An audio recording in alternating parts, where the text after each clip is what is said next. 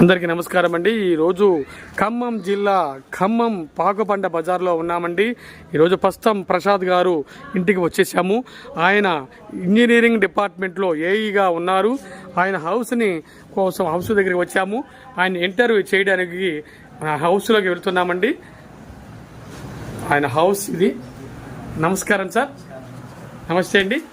నమస్కారం అండి. మీ పేరు? నా పేరు ప్రస్తుతం ప్రసాద్. నమస్తే సార్. తమరి పేరండి?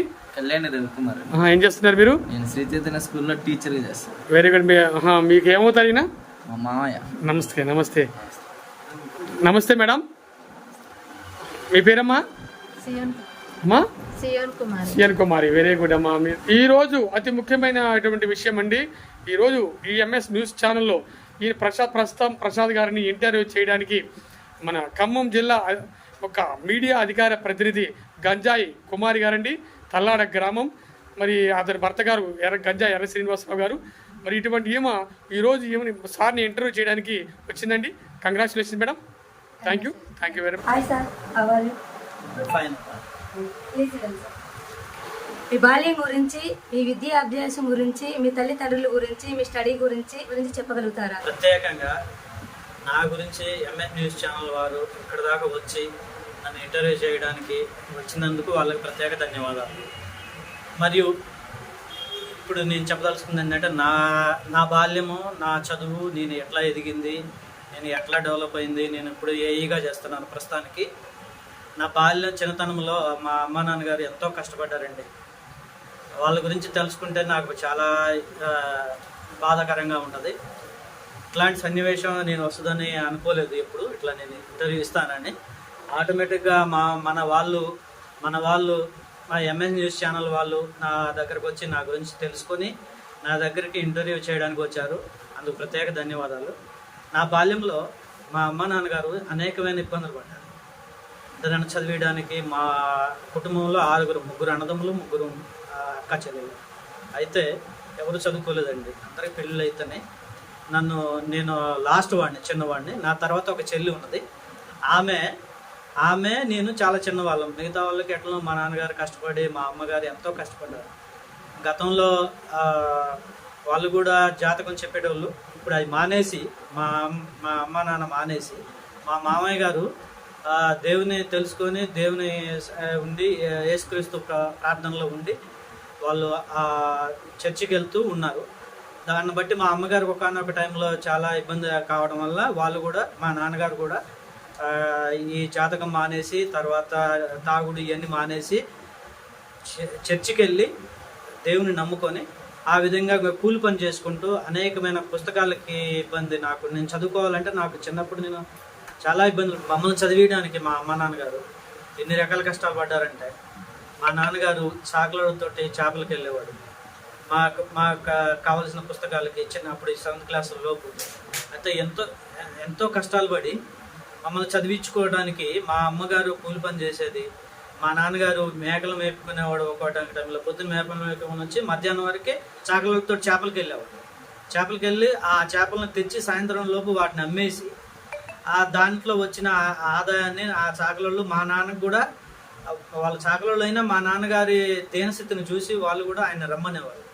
వాళ్ళతో వెళ్ళి చేపలు పట్టుకొని వచ్చి అమ్మేసి వాటి మీద ఈయనకు వచ్చిన వాటాతోటి మాకు ఇచ్చిన చదువుకి, మా పుస్తకాలకి, మా చెల్లి బట్టలకి, మాకు బట్టలకి, మేము తినడానికి ఎంతో కష్టపడి నానా రకాలుగా వ్యవసాయ కూలీలు చేసుకుంటూ మాకు ఎంతో సాయంగా, నన్ను చాలా దీనమైన స్థితిలో నుండి మా నాన్నగారు ఎన్నో రకమైన ఇబ్బందులు పడుతూ ఆయన కష్టాన్ని మేము వర్ణించలేమండి. ఆయన చాలా కష్టాలు పడి మా కోసం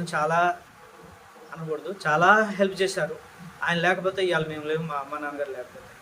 మా నాన్నగారి కష్టం ఎన్నో రకమైన ఇబ్బందులు పడి మమ్మల్ని నిజంగానే చదివించారు.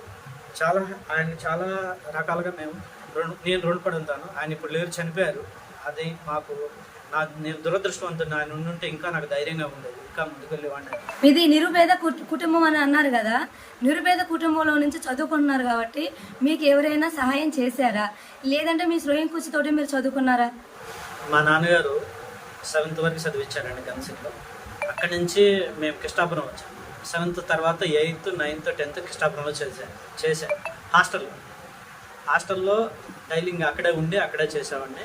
10th అయిపోయిందండి. 10th క్లాస్ కృష్ణాపురంలో, వనవారి కృష్ణాపురం అని మాకు 6 కిలోమీటర్ల దూరంలో ఉంటుంది. అక్కడ హాస్టల్లో ఉండి అక్కడే చదువుకున్నాను 10th క్లాస్ వరకు. 10th క్లాస్లో స్కూల్ ఫస్ట్ వచ్చాను.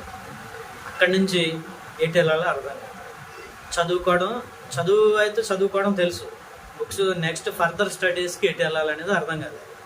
ఆ టైంలో మా మేనమామ గారు సిరిగిరి యోహాన్ గారు, ఇప్పుడు పాస్టర్ గారు అండి వైరాగా, ఆ టైంలో ఆయన గారు వచ్చేసి 10th అయిపోయింది, మరి స్కూల్ ఫస్ట్ వచ్చావు, మరి ఇట్లా వదిలేస్తే ఎట్లా, చదువుకుందు కానీ ఇట్లా వదిలేయద్దు, ఇదే ఈ విధంగా ఉంటే నువ్వు ఇక్కడే ఉంటావు, ఇక్కడే ఉంటే ఈ విధంగానే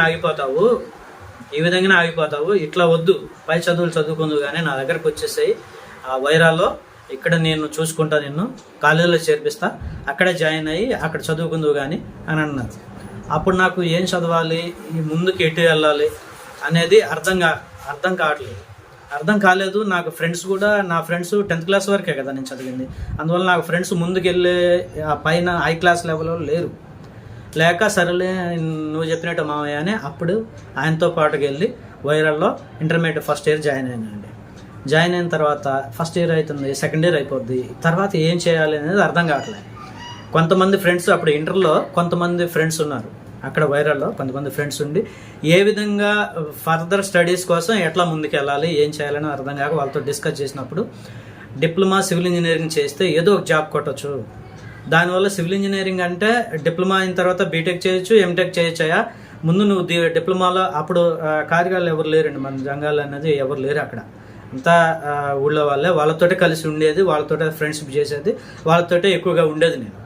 అట్లాంటి టైంలో నువ్వు ఇక్కడే ఉండిపోతావు, వద్దు, డిప్లొమా సివిల్ ఇంజనీరింగ్ చెయ్యి, అది టెక్నికల్ స్టాండర్డ్స్ ఉంటాయి, టెక్నికల్గా ఏదో దాంట్లో జాబ్ వస్తుంది, చిన్న జాబ్ అయినా కొట్టుకోవచ్చు, దాన్ని చేయమని అన్నారు. అయితే నేనేం ఆలోచన చేశానంటే, నాకు నాన్నగారు ఎకనామికల్గా నాన్నగారు పూరు, మామయ్య గారు ఏదో సహాయం చేస్తా అంటున్నారు, సరే ఇక్కడి నుంచి చదువుదాం అని చెప్పేసి కరెక్ట్గా ఇంటర్మీడియట్ ఫస్ట్ ఇయర్ అయిన తర్వాత అది పాస్ అయ్యాను. సెకండ్ ఇయర్ చదవకుండా డిప్లొమాకి ఎంట్రన్స్ రాశాను. డిప్లొమాలో జాయిన్ కావాలి, సివిల్ ఇంజనీరింగ్లో జాయిన్ కావాలి, ఎట్లా ఆ విధంగా చేయాలంటే ఏం చేయాలనేది ఎంట్రన్స్ ఉంటుంది, ఎంట్రన్స్ ఎగ్జామ్ రాయాలి. అంటే 1 నెల కష్టపడ్డానండి గట్టిగా, 24 గంటలు నైట్ కూడా మా అక్కయ్య మా మామయ్య ఎంతో హెల్ప్ చేసి నైట్ నేను 11-12 గంటల దాకా చదువుకునేటోండి. 1 month గట్టి కష్టపడి ఎంట్రన్స్లో సీట్ కొట్టానండి. అది నాకు మరపులేని, నాకు ఒక ఆనందం అనమాట. అది సీట్ రావడం వల్ల నేను డిప్లొమాలో సీట్ కొట్టాను. అప్పుడు నాకు తెలియదు ఏం చేయాలనేది కూడా. నాకు ఇంకా సీట్ కొట్టేలే కానీ ఎక్కడ అంటే భద్రాచలం అన్నారు, హైదరాబాద్ అన్నారు, మిగతా చోట్ల డబ్బులు పెట్టాలి, అది అవసరం లేదు, డబ్బులు పెట్టే స్తోమత మా దగ్గర లేదు. ఏం చేయాలని అర్థం కాని మూమెంట్లో భద్రాచలానికి సీట్ వచ్చింది, అక్కడ జాయిన్ కావాలి. అప్పుడు గనసిరిలో పస్తము పెదకోటయ్య అని మా పెదనాన్నగారి కొడుకు, ఆయన పస్తం పెదకోటయ్య. ఆయన నా చిన్నప్పుడు నేను 7th క్లాస్ చదివేటప్పుడు ఆయన నాకు పక్కన కూర్చోబెట్టుకొని కొడుకుల్ని ఆయన భార్యని పిలిచి, ఇగో మా తమ్ముడు ఈడు మీకందరికి బాబాయ్ అవుతాడురా, వీళ్ళు ఈడికి ఏ కష్టం వచ్చినా ఈడు పెద్ద చదువులు చదవాలి, ఈడు ఉద్యోగం కొట్టాలి, ఉద్యోగం వస్తే ఈడిని అందరూ నమస్కారం అనాలి, మీరు పెద్ద వాళ్ళు కూడా వీడికి నమస్కారం అనాలి, వీడు పెద్ద జాబ్ కొడతాడు, మంచిగా చదవాలి, ఈయన చదివించే దాకా ఈయన చదివి ఏదైనా సహాయం ఉంటే చేయండి, మీరు ఈయన్ని మాత్రం చదివేయండి అని చెప్పాడు. ఆయన నెక్స్ట్ ఇయర్లో ఆయన దేశం వెళ్ళేటప్పుడు ఆయనకి ఏదో యాక్సిడెంట్ అయ్యి ఆయన చనిపోయాడండి. అదొక నాకు బ్యాడ్ బాగా. అయినా కూడా నేను ఆ డిప్లొమా జాయిన్ అయ్యి వచ్చాను. వచ్చిన తర్వాత వీళ్ళు ఆయన భార్య పస్తం చుక్కమ్మ గారు, ఆయనకి 5 కొడుకులు. ఆయన పస్తం పెద్ద కొడుకు పస్తం పుల్లారి, సీను, నాగరాజు, తర్వాత వెంకటేశ్వర్లు, సహదేవ్ చిన్నోడు. అయితే ఈ 5 పిలిచి ఆయన మా పెద్దకోటయ్య ఆయన పిలిచి, అరే బాబాయ్ ఎక్కడున్నా చదవటానికి సహాయం చేయండి అని చెప్పాడు. దాన్ని వాళ్ళు ఫాలో అయ్యి నేను డిప్లొమాకి వెళ్ళేటప్పుడు ప్రతిరోజు, అరే ఇంటికాడ నేను వాళ్ళ ఇంటికి సరదాగా వెళ్ళి మాట్లాడుతాను, అరే నువ్వు ఎప్పుడు వెళ్తావురా మళ్ళీ కాలేజ్కి, అన్న నేను ఈ పలానా రోజు వెళ్తాను, సోమవారం నాడు వెళ్తా, సోమవారం నాడు అయితే ఆదివారం నాడు వచ్చి నన్ను కలువరా అని ఆదివారం వచ్చి కలవంగానే వాళ్ళందరిని అన్నదమ్ముల్ని తల్లిని భార్య పిల్లల్ని అందరిని కూర్చోబెట్టారే, ఒక బాబాయ్ చదువుకోవడానికి వెళ్తున్నాడు రా, నాన్న ఏం చెప్పాడు దాని ప్రకారం వాళ్ళు నాకు ఛార్జీలకి తర్వాత చదువు పుస్తకాలకి అమౌంట్ ఇచ్చి పంపించేవాళ్ళండి. 500, 1000 ఆ రోజుల్లో చాలా వాల్యూ అండి అవి ఇచ్చి సహాయం చేశారు. సంవత్సరంలో కనీసం 4-5 సార్లు నేను కన్సిరికి వచ్చేవాడిని. సెలవులు వచ్చినప్పుడల్లా వచ్చిన రోజు ప్రతిరోజు పోయి వాళ్ళని కలిసేవాడిని, మళ్ళీ వెళ్ళే రోజు కలిసారు కలవని చెప్పేటోళ్ళు వాళ్ళు నాకు ఆ టైంలో ఎంతో సహాయం చేశారు. సహాయం చేయడం వల్ల నా డిప్లొమా కంప్లీట్ అయిపోయింది. 3 సంవత్సరాలు కంప్లీట్ అయ్యి నేను గన్సిరి వచ్చేసాను. నాకు స్టడీ అయిపోయి నేను బయటకు రాగానే ఏం చేయాలో అర్థం కావట్లేదు. అట్లాంటి పరిస్థితుల్లో మా బావగారు చిన్నగురయ్య గారు, మా బావగారు ఇంకో బావగారు కొల్లాయి గారు, వాళ్ళ అన్నయ్య కొల్లాయి గారు, సిరిగిరి కొల్లాయి గారు, సిరిగిరి చిన్నగురయ్య గారు. మా చిన్నగురయ్య బావగారేమో డెవలప్మెంట్ ఆఫీసర్, ఎల్ఐసిలో డెవలప్మెంట్ ఆఫీసర్, నాకు తెలిసిన ఆయన ఉన్నాడని ఆయన పిలిపించి నన్ను ఏజెంట్గా జాయిన్ చేయించాడు. ఆయన గారు ఆ డబ్బులు ఎల్ఐసి దాంట్లో జాయిన్ చేయించిన తర్వాత నేను కొంతమందిని మా దాంట్లో మా కార్యాలయంలో వాళ్ళందరినీ ఎల్ఐసి ఏజెంట్గా చేర్పించుకొని ఒక్కొక్కరిని పాలసీ హోల్డర్స్ని చేయించుకొని దాని ద్వారా 150 వస్తే దాన్ని బట్టి నా కుటుంబం గడుపుకొని అప్పుడే పెళ్ళింది నాకు కొత్తలో. తర్వాత ఇది నడిపించుకుంటున్న టైంలో సిరిగిరి కొల్లాయి గారు, మా బావగారు వాళ్ళ అన్నయ్య సొంతం, ఆయన అప్పుడే సర్పంచ్గా గెలవడానికి ట్రై చేస్తున్న సర్పంచ్ తిరుగుతుంది. ఆ మూమెంట్లో ఆయన గారు ఏఈ గారు మండల ఏఈ గారిని తీసుకెళ్ళి మండల ఏఈ గారి దగ్గరికి తీసుకెళ్ళి మా బావమరుదీడు, మా చిన్నగొర్రె కొడుకు, మా తమ్ముడు ఇది బావమరిది, వాడిని సివిల్ ఇంజనీరింగ్ చేశాడండి అని చెప్పి ఆ జేఈ గారి దగ్గర నన్ను జాయిన్ చేయించాడండి. దానికి చాలా హెల్ప్ఫుల్ చేశాడు మా కులాయ్ గారు. దానికి నేను చాలా రుణపడి ఉన్నా, ఆయనకి చాలా కృతజ్ఞుడు. మీరు నిరుపేదగా నుంచి మీరు చదువుకున్నారు, వాళ్ళు ఎంత సాయం చేయబట్టి మీరు ఈ స్థితిలో ఉన్నారు కాబట్టి, మీరు జాబ్ పర్మనెంట్ అయ్యి మీరు ఒక స్థాయిలో ఉన్నారు కాబట్టి, మీరు ఏ విధంగా అయినా సరే వాళ్ళకి ఈ డబ్బు వర్గం కానీ జాబ్ విషయంలో కానీ దేని గురించి అయినా సరే మీరు సహాయపడ్డారా? నాకు ఎంతో విధాలుగా సహాయం చేసినారు. చెప్పే కదండి మా కజిన్ బ్రదర్ వాళ్ళు కానీ మా మేనమామ గారని, నేనైతే వాళ్ళకి ప్రస్తుతానికైతే వాళ్ళు నా ద్వారా సహాయం పడే స్థితిలో లేరు. వాళ్ళందరూ హ్యాపీగా ఉన్నారు దేవుడి వల్ల. వాళ్ళకి ఒక స్వీట్ బాక్స్ తీసుకెళ్ళి కృతజ్ఞతగా వాళ్ళతో చెప్పి, మా వదినమ్మ గారు బతికే ఉంది, ఆమెకు కూడా థ్యాంక్స్ చెప్పి, అమ్మ మీ వల్ల నేను ఈ స్టేజ్లో ఉన్నానని మా మేనమామ గారిని మీ అందరూ వాళ్ళతో వెళ్ళి వాళ్ళకి ప్రార్థన చేయించుకొని వాళ్ళకి ఏ సాయం చేయకపోయినా వాళ్ళ కృతజ్ఞతగా చెప్పి వచ్చానండి. విద్యార్థులకి చదువుకోవాలంటే బాగా ఫస్ట్ ర్యాంక్లో రావాలంటే మీరిచ్చే సొల్యూషన్ ఏంటి? ఓకే అమ్మా, ఇప్పుడు చదువుకునే విద్యార్థులకి నేను ఇచ్చే సలహా ఏంటంటే అండి, చదువుని భారంగా కాకుండా ఇష్టంగా చదువుకుంటే ఎంత కష్టమైనా ఎంత కష్టపడ్డా కూడా మనకు ఆ కష్టం తెలియదండి. ఎంత ఒక ప్లానింగ్ ప్రకారంగా మనం ఇంజనీరింగ్ సెక్షన్ చేసినానంటే నేను ఎంతో ప్లానింగ్ ప్రకారం చేసుకోవాలి. ఫస్ట్ ఏమి చేయాలి దాని ప్రతి అసలు మనం ఎంత కష్టపడ్డా కూడా ఇష్టంగా చేయండి. అది ఎంతగా మీరు కళ్ళ కనండి, దాన్ని సద్వినియోగం చేసుకోవడానికి ఎంత కష్టపడ్డా కూడా అది చాలా ఉపయోగం ఉంటుంది. డైలీ మీరు కాలేజీకి వెళ్ళినప్పుడు వాళ్ళు చెప్పిన సబ్జెక్ట్ని ఎప్పుడు ఏ సబ్జెక్టు ఏ చదవాలో ఆ టీచర్ చెప్తారో దాని ప్రకారం ఫాలో అయ్యి మీరు ఒక టైం టేబుల్ వేసుకొని దాన్ని ఫాలో అయినట్టయితే, దాన్ని కష్టపడి దాన్ని ఇష్టంగా చదివినట్టయితే మీరు జీవితంలో పైకి వస్తారని నా ఆలోచన అమ్మా. బాగా సబ్జెక్ట్ వైజ్గా కష్టపడండి. మీకు టైం టేబుల్ ఉంటుంది, ఆ టైం టేబుల్ ప్రకారంగా దాన్ని రివిజన్ చేసుకొని మళ్ళీ దాన్ని మైండ్లో ఎక్కించుకున్నారంటే మీరు మీ అనుకున్న గోల్ని సాధించగలరు. ఏదైనా ఒక ప్లానింగ్ ప్రకారం చేస్తే, ఇష్టంగా చేస్తే మీరు ఎంత కష్టానైనా పడగలరు. ఎన్ని ర్యాంకులు కావాలంటే, మీరు అనుకున్న గోల్ని సాధించాలంటే చాలా కష్టపడాలి, రివిజన్ చేసుకోవాలి. మైండ్లో మీ మెమరీని సేవ్ చేసుకోండి. మీ మెమరీ పెరగడానికి ఏమేమి కావాలని దాన్ని రివైండ్ చేసుకుంటూ ప్రతి సబ్జెక్ట్ని ఏ సబ్జెక్ట్ ఏ టైంలో చదవాలనేది మీకు క్లాస్ టీచర్ ఉంటారు, వాళ్ళు చెప్పిన దాని ప్రకారంగా ఫాలో అయ్యి దాన్ని రివిజన్ చేసుకుంటూ దాని మైండ్లో మీరు స్టోర్ చేసుకున్నట్టయితే మీకు భవిష్యత్తుకి ఈ ఎగ్జామ్స్ కొట్టాలంటే చాలా చాలా కాంపిటీషన్ ఉంది ఈ కాలంలో. ఈ కాంపిటీషన్ దాటాలంటే మీరు చాలా హార్డ్ వర్క్ చేయాలి. అది ఇష్టంగా చేయండి, మీరు జీవితంలో చాలా సాధించగలరు. ఏ కోర్సు తీసుకుంటే జాబులు వచ్చే అవకాశం ఎక్కువగా ఉంటాయి? ప్రస్తుతం టెక్నికల్ కోర్సులకి అవకాశాలు ఎక్కువగా ఉన్నాయి. టెక్నికల్ కోర్సులు అంటే సివిల్ ఇంజనీరింగ్ కానీ తర్వాత electrical, communications, electronic and communications, minings, ఇట్లా రకరకాల టెక్నికల్ సైడ్లో ఎన్నో కోర్సులు ఉన్నాయి. ఏ కోర్సులు చేసినా కూడా పర్ఫెక్ట్గా చదవండి. మీరు అనుకున్న గోల్ ని రీచ్ కాండి.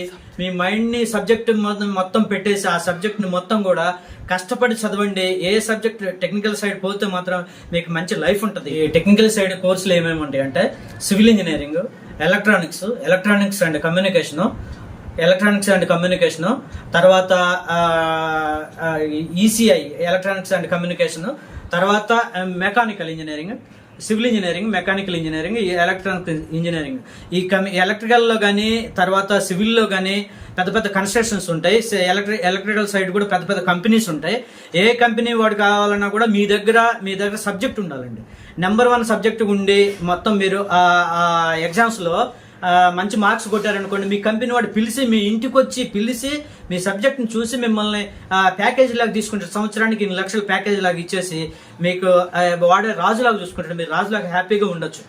దానికనే మీరు ఏ సబ్జెక్ట్ ఈ సైడ్లో civil engineering, mechanical, electronic and communication, computers, ఈ ఏ సబ్జెక్ట్లో ఉన్నా కూడా మీరు పర్ఫెక్ట్ గా మంచి సబ్జెక్ట్ నాలెడ్జ్ తీసుకొని మంచి మార్క్స్ తో పాస్ అయినట్టయితే మీకు కంపెనీ వాళ్ళు మీ ఇంటికి వచ్చి మిమ్మల్ని బతిలాడి తీసుకెళ్లి వాడికి సంవత్సరానికి ఇంత ప్యాకేజ్ లాగా మీకు ఈ బీబీసీ జాతిలో చదువుకున్న మెరిట్ స్టూడెంట్స్ ఉద్యోగాలు లేక చాలా మంది బాధపడుతూ ఉంటారు. కొద్ది చదువుకి ఎవరైనా హెల్ప్ చేస్తారేమో అనే ఆలోచనలో ఉంటారు. నేను ఇచ్చే సలహాలు ఏంటంటే, పేద విద్యార్థులు ఫస్ట్ ర్యాంకులు కొట్టి వాళ్ళు జాబుకి డబ్బులు లేక ఎంతో మంది మరుగున పడిపోయి ఉన్నారు. వాళ్ళ గురించి మీరు ఏ సలహా ఇస్తున్నారు? కొద్ది చదువుకి ఎవరైనా హెల్ప్ చేస్తారేమో అనే ఆలోచనలో ఉంటారు. నేను ఇచ్చే సలహాలు ఏంటంటే, కొద్దిగా ఉన్న ఆర్థిక స్తోమత కలిగిన వాళ్ళు ఎవరైనా సరే, నాతో పాటుగా నేను కూడా ఎంతో అంత సాయం చేయడానికి ముందుకున్నాను. ఆర్థిక స్తోమత కలిగిన వాళ్ళు ఎవరైనా, మన జాతికి సంబంధించిన స్టూడెంట్స్ ఇరుకులలో ఇబ్బందుల్లో కొద్దిగా ఆర్థిక స్తోమత లేక ఎవరైనా చదవలేక ముందుకు పోలేక ఉంటే వాళ్ళకి ఏదో ఒక విధంగా సహాయం చేయండి. డబ్బు రూపంలో కానీ ఏదో ఒక విధంగా వాళ్ళకి మంచి సలహాలు ఇచ్చైనా కానీ వాళ్ళు ముందుకెళ్తే మన జాతి, మన వాళ్ళందరం ఒక స్టేజీలో ఉంటారు. వాళ్ళ కుటుంబాలని కాపాడుకున్న వాళ్ళు అవుతారు. తర్వాత భవిష్యత్తులో ఇంకా వాళ్ళు స్థిరపడ్డప్పుడు ఇంకా మిగిలిన వాళ్ళు కూడా, లోతులో ఉన్న వాళ్ళు కూడా సహాయం చేయడానికి ముందు ఉంటుంది. దయచేసి మన జాతిని ముందుకి, మన జాతిలో పేదవాళ్ళు చదువు లేక వెనకపడి ఇబ్బందుల్లో ఉన్న వాళ్ళు అనేది ఉండకుండా మన వాళ్ళు కొద్దిగా హెల్ప్ఫుల్గా ఉండి, ఎగసిన వాళ్ళు ఆర్థికంగా స్తోమత కలిగిన వాళ్ళకి సహాయపడి వాళ్ళ కుటుంబాన్ని కాపాడుకుంటారండి. మన జాతిలో ఇంకా వేరే వాళ్ళు, ఇంకా ఎవరు ఆర్థిక స్తోమత లేకుండా వెనకబడి ఉన్న వాళ్ళకి కూడా వాళ్ళు హెల్ప్ చేస్తారు. భవిష్యత్తులో వాళ్ళు స్థిరపడి మిగతా వాళ్ళు కూడా హెల్ప్ చేస్తారు. దయచేసి దీన్ని దృష్టిలో పెట్టుకుని అందరికి నమస్కారం. మీకు ఎవరైనా ఆర్థిక స్తోమత కలిగిన వాళ్ళు కూడా సహాయం చేయండి. మిగతా పిల్లలు ఇబ్బంది పడే పిల్లలకి దయచేసి నేను కూడా సహాయం చేస్తాను. ఓకే, నాతో పాటుగా ఇప్పుడు నేను కూడా పిల్లలు చాలా మంది వెనకబడి ఉన్న పిల్లల్ని, అరే బాబు చదవండి రా, రాండిరా, చదువుకోండి రా, మీకు ఏదైనా జాబ్ పర్పస్ కావాలంటే హెల్ప్ చేస్తాం రా, ఆర్థికంగా చదువుకోవడానికి ముందుకు వెళ్ళడానికి కూడా మేము కోఆపరేట్ చేస్తాం రా బాబు అని చెప్తున్నాం. దయచేసి మన జాతిలో ఉన్న పిల్లలకి చాలా మంది చదువుకొని వెనకబడి ఉద్యోగానికి పోలేక, లేకుంటే చదువు కూడా స్తోమత లేక వెనకబడ్డారేమో, వాళ్ళందరికీ దయచేసి ఆర్థిక స్తోమత కలిగిన వాళ్ళం కొంతమంది ఇప్పుడు నేను ఎదుగుతున్నాను. మీరు కూడా ఆర్థికంగా ఉన్న వాళ్ళకి హెల్ప్ చేస్తే చాలా చాలా సహాయంగా ఉంటుంది. వాళ్ళ కుటుంబాన్ని నిలబెట్టుకుంటారు. తర్వాత దాంతో పాటుగా మన సమాజంలో, మన జాతిలో ఉన్న పిల్లలకి, ఆర్థిక స్తోమత లేని పిల్లలకు కూడా వాళ్ళకి హెల్ప్ఫుల్గా ఉండి వాళ్ళు ఎదిగిన తర్వాత మన పిల్లలకు, లోతులో ఉన్న పిల్లలకు కూడా సహాయం చేస్తారు. అందువల్ల ఎవరికి మనం సహాయం చేస్తే వాళ్ళు కూడా మన గురించి చెప్పుకుంటారు భవిష్యత్తులో. అందువల్ల దయచేసి అందరూ సహాయం చేయండి. ఆర్థిక స్తోమత లేని పిల్లలకి వాళ్ళు చదువు ముందుకెళ్ళడానికి మనం కోఆపరేట్ చేస్తే మనకు దేవుడు కూడా సహాయం చేస్తాడు. ఆంధ్ర, తెలంగాణలో 2 రాష్ట్రాలలో ఎలక్షన్లు జరుగుతున్నాయి కాబట్టి ఇప్పుడు ఓటు గురించి మీ అభిప్రాయం ఏంటి? ఇప్పుడు ఓటు అనేది మనకు హక్కు, మనందరి బాధ్యత కూడా అది. దాన్ని మనం పర్ఫెక్ట్గా మనకి ఎన్ని పనులు ఉన్నా కూడా ఆ ఓటు టైం కల్లా వెళ్ళి ప్రతి ఒక్కరు ఓటు వేయాలి. మీకు ఏ గవర్నమెంట్ అయితే, ఏ పార్టీ అయితే మంచి చేస్తుంది అనుకుంటారో ఆ పార్టీకి ఓటు వేయండి. మీరు మనస్ఫూర్తిగా ఇంకా నలుగురు చెప్పండి. ఓటు వేయలేని వాళ్ళు, ముసలోళ్ళు ఎవరైనా ఉన్నా కూడా వాళ్ళని తీసుకెళ్లి బాధ్యతగా ఆ ఓటు హక్కు వినియోగించుకునేటట్టుగా మీరు కూడా చాలా మందికి హెల్ప్ చేసి అన్ని ఓట్లు పోలేటట్టు చూడండి అమ్మా. అది చాలా మంచి బాధ్యత మనకి. అది మంచి మనకి భవిష్యత్తు కూడా చాలా మంచి బాటలు వేస్తుంది. డబ్బులు తీసుకోకుండా ఓటే. డబ్బులు తీసుకుంటే వాళ్ళని ప్రశ్నించే అధికారం మనకు ఉండదు. అందువల్ల ప్రతి ఒక్కరు డబ్బులు తీసుకోకుండా వాళ్ళు ఎవరైతే మందుకి డబ్బుకి లొంగిపోతారో వాళ్ళు మనం క్వశ్చన్ చేయలేము. మీకు మనస్ఫూర్తిగా ఏ పార్టీ అయితే మనకు మేలు చేస్తుందని మీకు ఆలోచన ఉంటుందో ఆ పార్టీకి ఓటు వేయండి. ఇంకా నలుగురికి చెప్పండి. మీరు డబ్బులు తీసుకుంటే అమ్ముడుపోయిన వాళ్ళు అవుతారు. దయచేసి డబ్బులు తీసుకోవద్దు. మందు కోసం, ఒక క్వార్టర్ మందు కోసం, డబ్బు కోసం ఆశపడి మీరు ఆ ఓటుని, మీకు ఆ ఓటు ఉపయోగం ఉండదమ్మా. తీసుకుని వేస్తే ఉపయోగం ఉండదు, అది వేస్ట్ అయిపోతుంది ఆ ఓటు.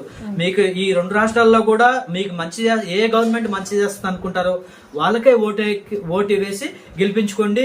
అది మీకు మనసుకు నచ్చుతుంది, మీకు తెలుస్తుంది, మీకు ఏ గవర్నమెంట్ అనేది తెలుస్తుంది, దానికే వేసుకోండి. ఆ గవర్నమెంట్ తెచ్చుకోండి. మంచి హ్యాపీగా వాళ్ళు మిమ్మల్ని పరిపాలిస్తారు. మీరు అదే డబ్బులు తీసుకొని, మందు తీసుకొని వాళ్ళకి ఓటేశారనుకోండి, ఎవరికి వేసినా కూడా అది ఉపయోగం ఉండదు. వాళ్ళు పని చేయకపోయినా మీరు అడిగే హక్కు కోల్పోతారు. దయచేసి ఇది అర్థం చేసుకోండి. మన తెలంగాణలో బీబీజీ వారికి ఏ పార్టీ నుంచి ఎక్కువ లాభం పొందారు?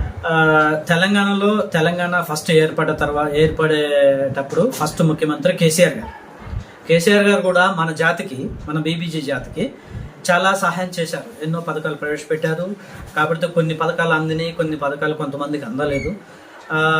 కానీ ఇప్పుడు ఆయన గారు చాలా సహాయం చేశారు మన జాతికి, మన బీబీజీ జాతికి. ఇప్పుడున్న రేవంత్ రెడ్డి గారు కూడా, ముఖ్యమంత్రి గారు, మన 6 పథకాలు ప్రవేశపెట్టారు. దాంట్లో కొన్ని ఇప్పుడిప్పుడే కదమ్మా 3 నెలలు అయింది. ఈ 3 నెలల్లో ఆయన గారు కూడా ఇప్పుడు ఎలక్షన్ కోడ్లు ఉన్నాయి. ఇప్పుడు కొన్ని పథకాలు అందట్లేదు, కొంతమందికి అందుతున్నాయి. ఈ ఎలక్షన్ కోడ్ అయిపోయిన తర్వాత ఆయన గారు కూడా చాలా సహాయం చేస్తారు మనకి. ఆయన గారు కూడా చాలా కింద నుంచి పైకి వచ్చిన రేవంత్ రెడ్డి గారు, ముఖ్యమంత్రి గారు, ఆయన గారు కూడా మన కులానికి మంచి మేలు చేస్తారని ఆశిస్తున్నాం మేము. ముందు ఆ సార్ కూడా చాలా పోరాటం చేసి కింద నుంచి పైకి వచ్చినారు. రేవంత్ రెడ్డి గారు చాలా సహాయంగా ఉంటారని, భవిష్యత్తులో కూడా ఇంకా మన క్యాస్ట్ కి, మన కులానికి చాలా మేలు చేస్తారని మేము కూడా కోరుకుంటున్నాం. ఉద్యోగస్తులు కూడా చాలా హెల్ప్ఫుల్ గా ఉన్నారు రేవంత్ రెడ్డి గారు. ఇక ముందు కూడా గత వచ్చే 5 సంవత్సరాల్లో కూడా చాలా సహాయంగా ఉంటారని మేము నమ్ముతున్నాం అమ్మా. మంచిగా చేస్తారు సార్ కూడా. మీరు జాబ్ చేస్తున్నా అంటున్నారు, మీరు ఏ డిపార్ట్మెంట్ లో జాబ్ చేస్తున్నారు? మీ డిపార్ట్మెంట్ గురించి కొంచెం చెప్పండి. మీ స్పందన ఏంటి? మీరు ఎలా గర్విస్తున్నారు? నేను ఇప్పుడు పంచాయతీరాజ్ ఇంజనీరింగ్ డిపార్ట్మెంట్ లో అసిస్టెంట్ ఇంజనీర్గా చేస్తున్నానండి, నేలకొండపల్లి మండలంలో. ఇప్పుడు నేలకొండపల్లి మండలంలో నా జాబ్ డ్యూటీస్ ఏంటంటే, నేను సివిల్ ఇంజనీరింగ్ సంబంధించిన గవర్నమెంట్ వర్క్స్ ఏమొచ్చినా కూడా, బిల్డింగ్స్ కానీ, రోడ్స్ కానీ, సిమెంట్ రోడ్లు కానీ, విలేజ్ డెవలప్మెంట్ సంబంధించిన ఏ వర్క్స్ గవర్నమెంట్ ద్వారా ఏ శాంక్షన్స్ వచ్చినా కూడా మేమే టేకప్ చేయాలి. అవి వాటికి సంబంధించిన క్వాలిటీస్, క్వాంటిటీ, ఆ క్వాలిటీస్, వాటికి సంబంధించిన బిల్స్ రికార్డింగ్ అన్ని మా చేతిలోనే ఉంటాయి.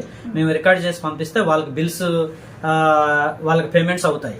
నా జాబ్ పర్మనెంట్ అయింది. నా పర్మనెంట్ అయిన తర్వాత దగ్గర 2 years అవుతుంది. ఈ 2 yearsలో నా పర్మనెంట్ అయిన తర్వాత మా బంధువులు కానివ్వండి, నాకు సహాయం చేసిన, నా స్టడీస్కి సహాయం చేసిన వాళ్ళు, నా మేనమామ గారు, తర్వాత మా అమ్మ నాన్న బతుకులేరు, చనిపోయారు. మా బంధువులు, మా బావగారు, మా చెనుగురాయి బావగారు, మా కులాయి బావగారు, వీళ్ళందరూ చాలా హ్యాపీగా ఫీల్ అయ్యారు. గుడం అందరూ, మా గుడంలోని పెద్ద మనుషులు కానీ, నాకు తెలిసిన వాళ్ళు, నాకు సంబంధించిన నా బంధుత్వం, వాళ్ళందరూ కూడా నన్ను ఫోన్లు చేసి ఎంతో అప్రిషియేట్ చేశారు. నేను చాలా హ్యాపీగా ఫీల్ అయ్యారు వాళ్ళందరూ. వాళ్ళ హ్యాపీ నేను కూడా, నాకు హ్యాపీ, చాలా హ్యాపీగా ఉన్నాను దీన్ని.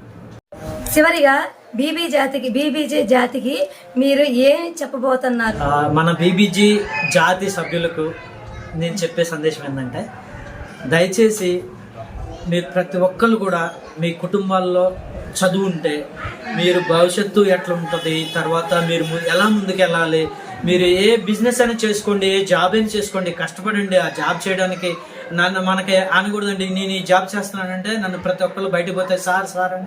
నేను ఎక్కడ జాబ్ చేసి వచ్చిన, గతంలో చేసిన వాళ్ళు సర్పంచులు కానీ, ఎంపీపీలు, పెద్ద హోదా కలిగిన వాళ్ళు కూడా, వాళ్ళు ఎక్కడ కనపడ్డా కూడా సార్ అని, నమస్కారం సార్, బాగున్నారు సార్ అని మాట్లాడతారండి. ఈ సాటిస్ఫాక్షన్ మీకు అందరు కూడా ఉంటుందండి. ఎందుకంటే దయచేసి మన జాతి సభ్యులకు చెప్పేది ఒకటే, మీరు చదువుకోండి, లేదంటే మంచి బిజినెస్ చేసుకోండి. మీకు దేంట్లో పర్ఫెక్ట్ ఉంటుందో దాంట్లో ఉండండి, దాంట్లో పర్ఫెక్ట్ చేయండి. ఏం చేసినా ఇష్టపడి చేయండి. అది మీకు మన కులానికి సాటిస్ఫాక్షన్ ఉంటుంది. ఓకే, ఒకవేళ మీకు చదివారు, జాబ్ రాలేదు, ఎన్నో బిజినెస్లు ఉన్నాయండి, ఎన్నో రకాల బిజినెస్లు ఉన్నాయి, దాన్ని చేసుకోవచ్చు. కష్టపడి చేసుకుంటే ఏదో మనం కష్టపడి సంపాదించిన దానికి విలువ ఎక్కువ ఉంటుంది. మనం కష్టపడి సంపాదిస్తే విలువ ఎక్కువ ఉంటుంది. దానివల్ల మన జాతి సభ్యుల్లో చాలా మంది చదువుకొని ఖాళీగా ఉండకుండా ఏదో బిజినెస్ చేసుకోండి, లేదంటే ఏదో దాంట్లో మీరు పని చేసుకున్నా కూడా సాటిస్ఫాక్షన్ ఉంటుంది, ఏదో బిజినెస్ చేసుకోవచ్చు. కానీ అనవసరమైన వాటిల్లో వేరే వ్యవహారాల్లో తలదూర్చొద్దు. మంచి కొంతమంది మన జాతిలో కూడా, మన బీబీజీ జాతిలో కూడా రాజ్యాధికారం కోసం కొంతమంది సర్పంచ్లు అయ్యారు, కొంతమంది ఎంపీడీసీలు అయ్యారు, కొంతమంది వార్డు కౌన్సిలర్లు కూడా అయ్యారు. అట్లనే వీరు మన జాతి నుంచి ఇంకా పై స్టేజ్ లో ఎమ్మెల్యేలకు కానీ ఎంపీలకు కానీ నిలబడి గెలిచారనుకోండి, ఆ శాసనసభలలో తర్వాత పార్లమెంట్లలో మన జాతి గురించి పోరాటం చేసి మన జాతికి కావాల్సిన అవసరాల గురించి మీరు మాట్లాడే హక్కు ఉంటుందండి. అందువల్ల దయచేసి రాజ్యాధికారం కోసం కూడా మీరు ప్రయత్నం చేయండి. ఆ రాజకీయాల్లో కూడా మీరు రావాలి. మన వాళ్ళు చాలా మంది చదువుకున్న ఉన్నారు, ఇంకా ఆ డబ్బు గల్లలు ఉన్నారు, తర్వాత ఐడియా గల్లలు ఉన్నారు, చదవడానికి చదువుకొని ఉన్న వాళ్ళు ఉన్నారు. కనుక మీరు రాజ్యాధికారం కోసం కూడా మనం పోరాటం చేయొచ్చు. రాజ్యాల అధికారంలో ఉంటే ఏదో దాంట్లో మన సమస్యల్ని చెప్పడానికి వీలుంటది. ఎమ్మెల్యేలకు ఉండొచ్చు, ఎంపీకి ఉండొచ్చు. దయచేసి అర్థం చేసుకొని ఇంకా మన జాతిలో చాలా ముందుకు వెళ్ళాలి, చాలా మంది డెవలప్ కావాలని చెప్పి నా కోరిక. ప్రత్యేకంగా మనం కూడా ఎన్నో సాధించాలని నా కోరిక. థ్యాంక్ యూ సార్, నీ విలువైన సమయాన్ని మా కోసం కేటాయించి 1 hour వరకు మా కూర్చొని నీ సొల్యూషన్ ఇంతవరకు చెప్పినందుకు చాలా వెరీ వెరీ థ్యాంక్స్. ఓకే అమ్మా, థ్యాంక్ యూ సార్. లేని స్థితిలో నుండి ఇప్పటి వరకు లేదు అని చెప్పేసి ఎక్కడ ఆగిపోకుండా తన చదువుని స్టడీని కంప్లీట్ గా పూర్తి చేసి చక్కగా ఈ స్థాయిలోకి నిలబడ్డాడు. మనం కూడా ప్రతి ఒక్క యువకులు కూడా మన స్టడీ పరంగా బాగా చదువుకోవాలి, ఎక్కడ ఆగిపోవద్దు, ముందుకు సాగాలి. చదువు అనేది ఇంపార్టెంట్. చదువు అనేది మనకు ఉంటే, ఫుల్ కాంప్లిమెంట్ తో మనం ఉంటే ఎక్కడి నుంచైనా జాబ్ అనేది మనకు వస్తుంది తన్నుకుంటా. Thank you so much. ఇప్పటి వరకు మా ఛానల్ని సబ్స్క్రైబ్ చేసుకోకపోతే సబ్స్క్రైబ్ చేసుకోండి, ఛానల్ లైక్ కొట్టండి, మీ ఫ్రెండ్స్కి షేర్ చేయండి.